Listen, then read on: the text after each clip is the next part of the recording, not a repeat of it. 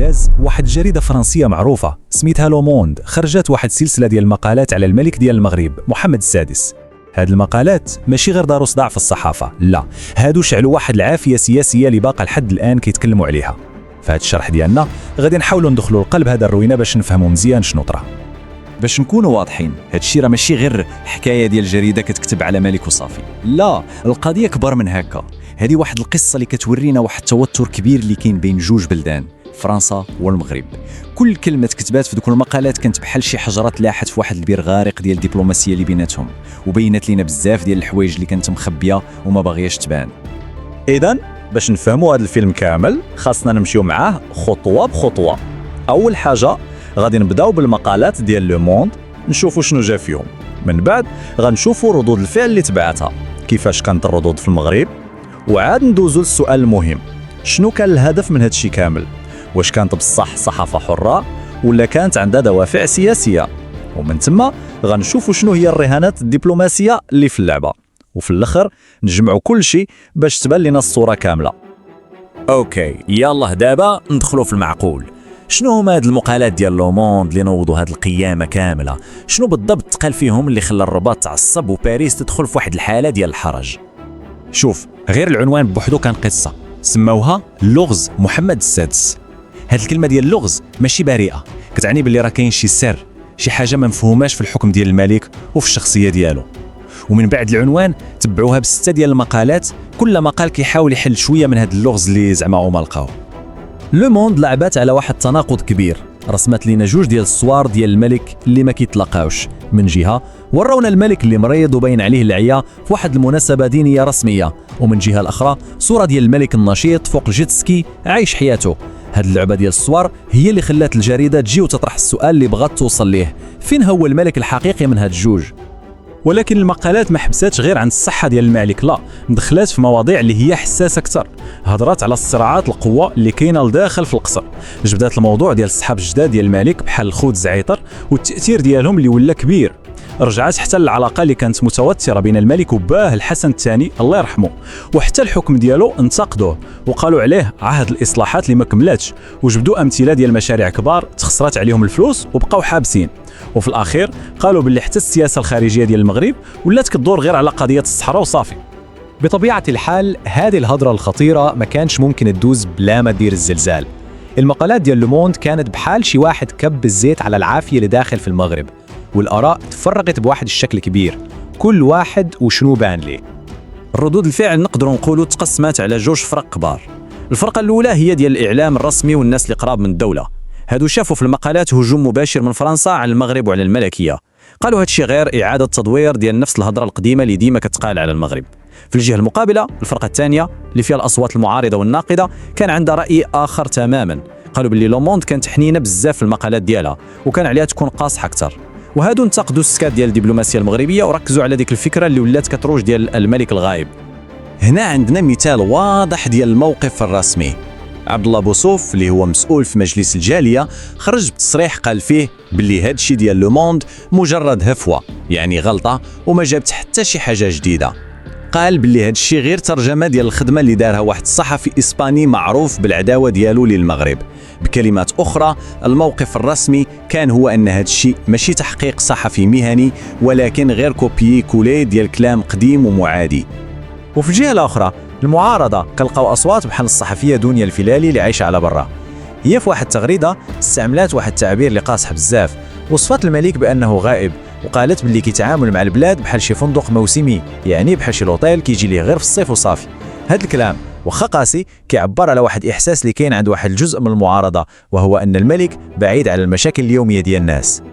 مزيان، دابا من بعد ما شفنا شنو تقال وكيفاش كان ردود الفعل، نوصلوا للسؤال ديال المليون، السؤال اللي كاع المحللين والمتابعين كيطرحوه. واش لو موند كانت بصح كدير خدمتها كصحافه حره ومستقله، ولا كانت غير بياسه في شي لعبه سياسيه كبر منها؟ هنا فين كاينه المعركه الحقيقيه ديال التاويلات. هذا هو السؤال الجوهري في كل هذه القصه. واش جريده عندها الثقل والتاريخ ديال لو موند ممكن تستعمل كأداة في ايد الدوله العميقه في فرنسا باش دوز مساجات سياسيه لدول اخرى بحال المغرب، ولا واش هي فعلا كتمارس الدور ديالها اللي كنعرفوه على الصحافه، السلطه الرابعه اللي خدمتها هي تقلب على الحقيقه وتكشفها واخا تكون هذه الحقيقه كتضر وكتوجع؟ إذا عندنا جوج ديال النظريات اللي كيتضاربوا. النظريه الاولى كتدافع على لوموند وكتقول ان هذا عمل صحفي محترم. كيقولوا لوموند ديما كانت جريئه وكتدخل في مواضيع حساسه بحال قضيه ويكيليكس، وان الدور ديال الصحافه هو تحط الصبع على الجرح ماشي تبقى تشكر في الحكومات. اما النظريه الثانيه فهي كتشوف ان وراء هذا الشيء كاينه السياسه. كيقولوا ان الاعلام الفرنسي بعض المرات كيكون اداه ديال الضغط في الدوله الفرنسيه، وان هذه المقالات كانت ميساج مباشر من قصر إليزي للمغرب، خصوصا ان التوقيت ديالها كان مريب بزاف وجا في واحد الوقت حساس. ودابا باش نفهموا بصح علاش هاد المقالات دارت هاد الصداع كامل، خاصنا ضروري نحطوها في الاطار الكبير ديالها، والاطار هو ليك العلاقه الخاصه والمعقده والتاريخيه اللي كتجمع المغرب وفرنسا. هاد العلاقه راه ماشي عاديه، هي بحال شي طرح ديال الشطرنج كبير ومعقد، كل حركه فيه محسوبه وعندها التوابع ديالها. هذا الخط الزمني مهم بزاف باش نفهموه. شوف، العلاقه بين البلدين دازت من واحد الفتره ديال الجفاء والبرود الدبلوماسي اللي دامت تقريبا 3 سنين، لدرجه ان السفراء ما كانوش. من بعد جات الزياره ديال الرئيس ماكرون للرباط باش يصلحوا اللي تخسر، والخطوه الاهم من هذا الشيء كامل هي فاش فرنسا اعترفت رسميا بالسياده ديال المغرب على الصحراء. هذا الشيء كيبين لنا ان المقالات ديال لوموند جات في واحد الوقت اللي العلاقه كانت يلاه بدات كترجع، يعني كانت باقا هشه وحساسه لاي هزه. وهنا كاين واحد العامل اخر اللي مهم بزاف الحسابات.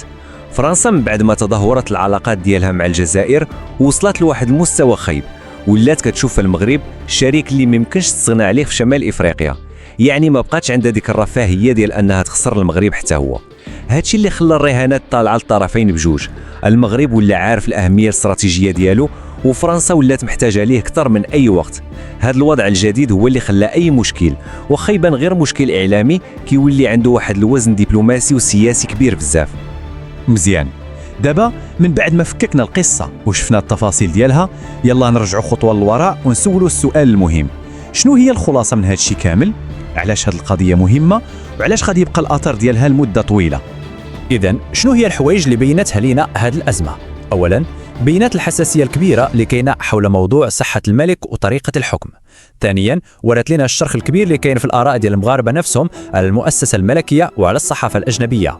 ثالثاً، كشفات على ديك العلاقة المعقدة بين حرية الصحافة والمصالح ديال الدولة والدبلوماسية. رابعاً، رجعت أكدت دوك الشكوك اللي ديما كانت كتدور على وجود صراعات داخلية في القصر. والاهم من هذا الشيء كامل، بينات لنا الهشاشه ديال العلاقه المغربيه الفرنسيه اللي واخا كتبان تصالحت من برا، ولكن راه باقا حساسه لاي ضربه. وفي الاخر هاد القصه كامله كتخلينا واقفين قدام واحد السؤال كبير اللي ما عندوش جواب سهل. في العالم اللي عايشين فيه اليوم، فاش الاعلام عنده هاد القوه كامله والدول عندها المصالح ديالها اللي فوق كل شيء، شكون بصح اللي كيتحكم في الروايه اللي كتوصلنا؟ واش هي الحقيقه كيف ما هي اللي كتقلب عليها الصحافه، ولا هي القصه اللي بغاو الدول يوصلوها لينا باش تخدم المصالح ديالهم؟ هذا السؤال كيخلينا نعاودوا نفكروا مزيان في العلاقه اللي كاينه بين السلطه وبين المعلومه اللي كتوصلنا كل نهار. مرحبا بكم في قناتنا. إذا كنتم تستمتعون بمحتوانا وترغبون في متابعة كل جديد، لا تنسوا الاشتراك في القناة وتفعيل جرس الإشعارات ليصلكم كل جديد. إذا كنتم قد اشتركتم في القناة فعلا، شاركوا الفيديو مع أصدقائكم وعائلتكم لتعزيز انتشار محتوانا. سنكون سعداء بسماع آرائكم وأفكاركم في التعليقات. لا تترددوا في مشاركة ما تفكرون به وطرح أسئلتكم. نحن هنا للإجابة على استفساراتكم. شكرا لكل من اشترك في القناة ودعمنا. نحن نقدر دعمكم الكبير ونعد بتقديم محتوى مميز دائما.